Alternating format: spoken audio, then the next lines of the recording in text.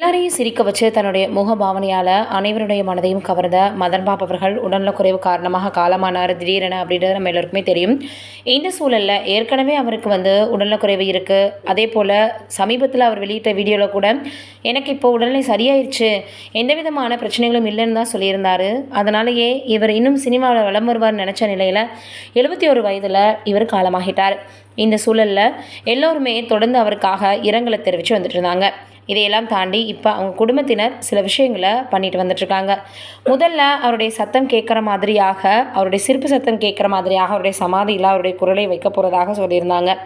அதே போல் இப்போ என்ன பண்ணியிருக்காங்க அப்படின்னு பார்க்கும் பொழுது, அவருடைய துணிகளை எல்லாமே பொதுவாக ஒருத்தவங்க இறந்துட்டாங்க அப்படின்னா அதை தூக்கி போட்டுடுவாங்க. ஆனால் இப்போ என்ன பண்ண போகிறாங்க அப்படின்னா, மதன் பாபு அவர்களுடைய மகன் சொல்லியிருக்காராம், அப்பா இருந்தாலும் என்ன பண்ணியிருப்பாரோ அதான் நான் பண்ண போகிறேன்.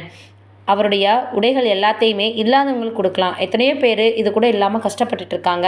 அதனால் அவங்களுக்கு தேவையான சில விஷயத்த மட்டும் எடுத்து வச்சுக்கிட்டு, அவருடைய ட்ரெஸ்ஸு, அதற்கப்புறம் பார்த்திங்கன்னா மற்ற பொருட்கள் எல்லாத்தையுமே யாருக்கு தேவைப்படுதோ அவங்களுக்கு கொடுக்கலாம், இல்லாதவர்களுக்கு அப்படின்னு முடிவு பண்ணியிருக்காங்களாம்.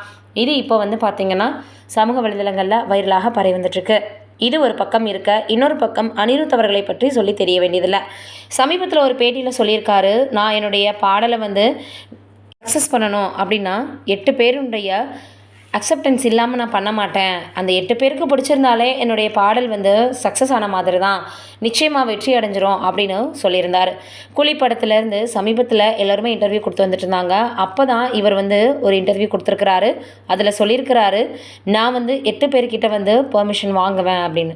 யார் அந்த 8 பேர் அப்படின்னு எல்லோருமே கேட்டு வந்துட்டு இருந்தாங்க. அப்புறம்தான் தெரிஞ்சது அவருடைய இசைக்குழுமா, அங்கே இருக்கக்கூடிய இசையமைப்பாளர், அதற்கப்புறம் பார்த்திங்கன்னா இதையும் தாண்டி இன்னும் நிறைய பேர்கிட்ட அவர் கேட்பாராம். அப்போ அவங்க ஃப்ரெண்ட்ஸ் 8 பேருமே பாடல் நல்லா இருக்குது அப்படின்னாலே அது சக்ஸஸ் தான்.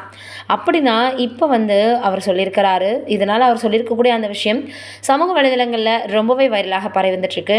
அதோட நாங்கள் ரொம்ப ஒர்க் பண்ணுற பிளேஸ் மாதிரிலாம் ஃபீல் பண்ண மாட்டோம். காலேஜ் டேஸில் எப்படி இருந்தோமோ அப்படி தான் இப்போ வரைக்கும் நாங்கள் ஃப்ரெண்ட்ஸ் ரொம்ப ஜாலியாகவே நாங்கள் வேலை பார்ப்போம்.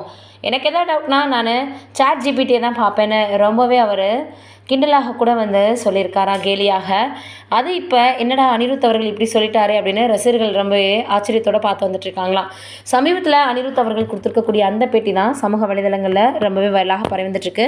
நீங்கள் என்ன நினைக்கிறீங்க அப்படின்றத மறக்காமல் கீழே இருக்கக்கூடிய கமெண்ட்டில் சொல்லுங்கள்.